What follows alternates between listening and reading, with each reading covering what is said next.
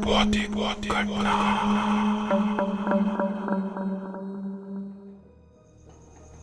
आज मैं अपनी जिंदगी का वो हिस्सा बताने जा रही हूँ जिसे मैं कभी नहीं भूल सकती।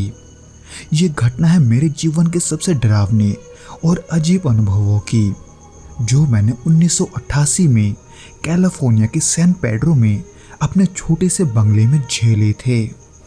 दोस्तों, आज के भौतिक घटना के एपिसोड को हम जैकी हर्नांडिस के पॉइंट ऑफ व्यू से सुनेंगे, जिनके साथ ये घटना वास्तव में घटा था।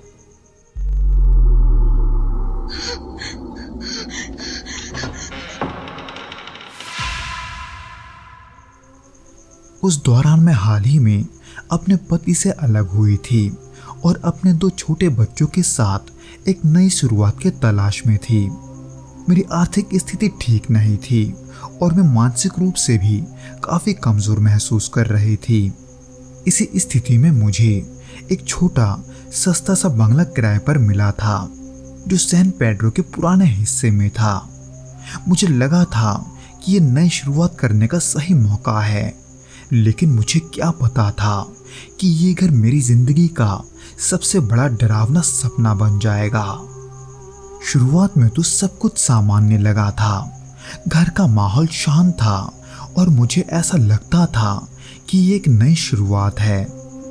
मैं अपने बच्चों के साथ घर को सजाने और व्यवस्थित करने में लग गई थी, लेकिन धीरे धीरे घर का माहौल बदलने लगा था। कभी कभी मुझे ऐसा लगता था जैसे कोई छुपकर हमें देख रहा है। ये सिर्फ एक एहसास था, परंतु इतना स्पष्ट कि मैं ठिठक जाती थी। और फिर ऐसे ही धीरे धीरे अजीबोगरीब घटनाएं होने लगी। सबसे पहले मैंने ध्यान दिया था कि घर में रखी चीजें अपनी जगह से हट जाती थी। मैंने कई बार देखा था कि बर्तन जो मैंने ध्यान से रखे थे वो अचानक उन जगहों से गायब होते थे और फिर किसी और जगह पर मिलते थे। कभी रसोई में रखा गिलास बाथरूम में मिलता, तो कभी बच्चों के खिलौने सीढ़ियों पर फैले हुए मिलते। रात को जब सब सो जाते थे, तब घर की दीवारों से हल्की खटखटाहट की आवाज सुनाई देती थी। ये आवाज इतने धीमे होते थे कि कई बार मैं ये समझ नहीं पाती थी कि क्या ये वाकई में हो रहा है कि ये मेरे थकावट का असर है। लेकिन धीरे धीरे ये आवाजें भी तेज होने लगी, जैसे कि दीवार के उस पार खड़ा होकर जानबूझकर उसे खटखटा रहा हो। इन सभी अजीबोगरीब घटनाओं में वो घटना जो मुझे सबसे ज्यादा डराती थी, वो थी वो फुसफुसाहट जो अक्सर उस दीवार के पीछे से आया करती थी, जिसे सुनकर कभी कभी मुझे ऐसा लगता था जैसे कोई मेरा नाम फुसफुसा रहा है। इसलिए अक्सर मैं उन आवाजों को सुनकर बहुत ही ज्यादा डर जाती थी। मेरा बेटा भी अजीब हरकतें करने लगा था। वो आधी रात को जागकर बुरी तरह से चिल्लाता था। उसकी चीख इतनी तेज होती थी कि मैं भी डर के मारे कांप जाती थी। वो कहता था कि एक बूढ़ा आदमी उसे देख रहा है। झुर्रियों से भरा चेहरा, गहरी खाली आंखें और एक अजीब सी हंसी। मेरे बेटे के चेहरे पर ऐसा डर होता था कि मैं भी सहम जाती थी। मेरी बेटी, जो उस समय इतनी छोटी थी कि उसे इन सब के बारे में उतना समझ नहीं था, पर इन सब के बावजूद भी वो हर वक्त सहमी सहमी सी रहती थी। उसकी आंखों में एक अजीब सी उदासी थी, जैसे उसने भी कुछ ऐसा देखा हो जिसे वो बता नहीं पा रही। मैं इन सब को समझने की तो बहुत कोशिश करती थी, लेकिन हर कोशिश बेकार हो जाती थी। एक अनजाना डर हर वक्त मेरे अंदर बना रहता था। मुझे समझ नहीं आ रहा था कि आखिर हमारे साथ ये सब क्यों हो रहा है। और इसी बीच धीरे धीरे हालात और भी बिगड़ने लगे। एक रात जब मैं रसोई में बर्तन धो रही थी, तब अचानक से मेरी नजर खिड़की से बाहर गई।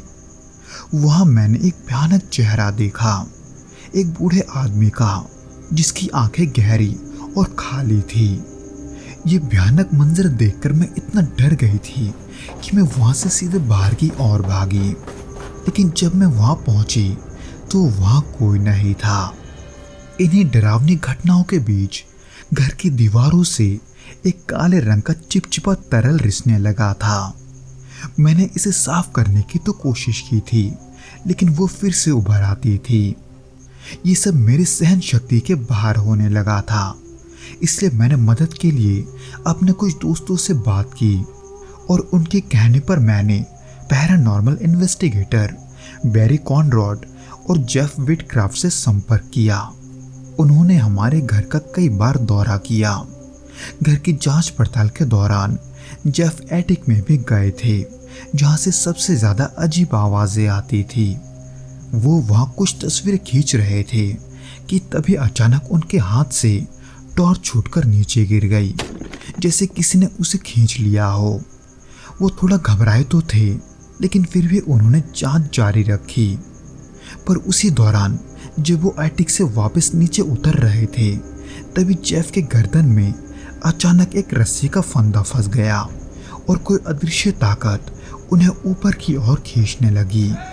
ये सब इतने जल्दी हुआ कि किसी को समझ नहीं आ रहा था कि ये क्या हो रहा है। उस दौरान जेफ बहुत चिल्ला रहे थे, इसलिए हम सभी ने जैसे तैसे उन्हें वहां से छुड़वाया और एटिक से हम सभी नीचे आ गए। ये घटना इतनी डरावनी थी कि हम सभी हिल गए थे। इसलिए इन घटनाओं के बाद मैंने और पैरानॉर्मल इन्वेस्टिगेटर्स ने इस घर के इतिहास को गहराई से जानने की कोशिश की। फिर बाद में जाकर हमें पता चला कि ये बंगला सैन पेड्रो हार्बर के पास एक ऐसा क्षेत्र है जहां कई नाविक समुद्र में डूबकर मारे गए थे और कुछ की हत्याएं भी हुई थी। वहां के लोगों के बीच एक बूढ़े नाविक हरमन की कहानी प्रचलित थी, जिसने किसी दुर्घटना में अपनी जान गंवाई थी। ये सब जानने के बाद उन पैरानॉर्मल इन्वेस्टिगेटर्स ने इसे गंभीरता से लिया। उन्होंने इसके बाद घर में एक सेंस का आयोजन करवाया, जिसका उद्देश्य ये था कि हम उस आत्मा से संपर्क करेंगे।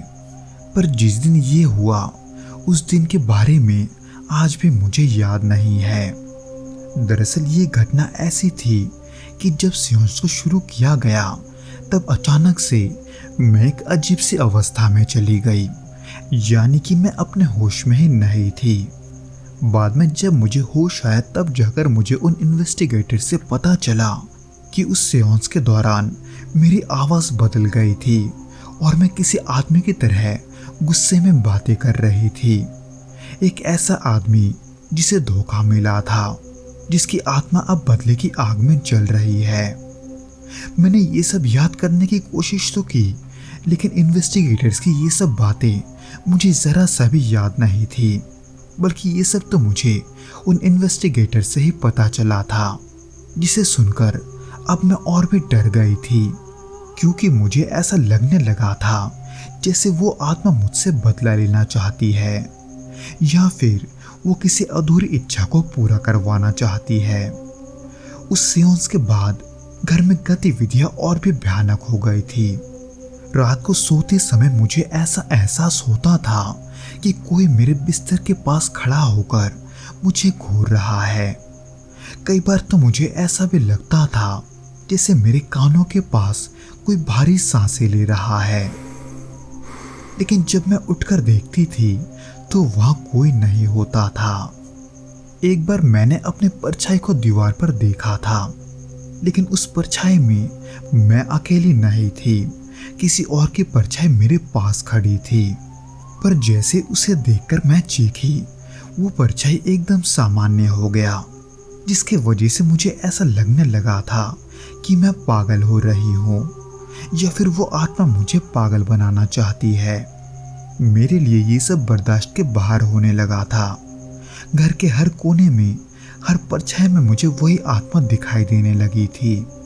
इसीलिए इन सब से मैंने तंग आकर साल 1990 में इस घर को छोड़ने का फैसला किया था। मुझे लगा था कि इस घर को छोड़ते ही सारी डरावनी घटनाएं बंद हो जाएंगी, लेकिन बदकिस्मती से ऐसा नहीं हुआ। नए घर में कदम रखने के बाद भी उन अजीब घटनाओं ने मेरा पीछा नहीं छोड़ा, यानी कि एक अदृश्य ताकत अब भी मेरे साथ चल रही थी। उस नए घर में भी कभी कभी आधी रात को फर्श पर किसी के चलने की आवाजें आती, तो कभी दरवाजे अचानक बंद हो जाते। एक बार तो मैंने अपने बेटे के कमरे में उसे किसी से बात करते हुए सुना, लेकिन जब मैं अंदर गई तो वहां कोई नहीं था। इन सब के वजह से मैं अब ये सोचकर और भी घबराने लगी थी कि ये सब पिछले घर तक ही सीमित नहीं है। कुछ तो ऐसा था जो अब भी मेरा पीछा कर रहा था, जिसके वजह से मुझे धीरे धीरे अजीब सी घुटन होने लगी। तब मैं इतना परेशान हो चुकी थी कि मैंने एक मनोवैज्ञानिक से मदद लेने की सोची। कई सालों तक मैंने उस मनोवैज्ञानिक की मदद ली थी और अपने मानसिक स्वास्थ्य को संभालने की कोशिश की थी, पर कभी कभार ये चिकित्सा काम करता तो कभी नहीं।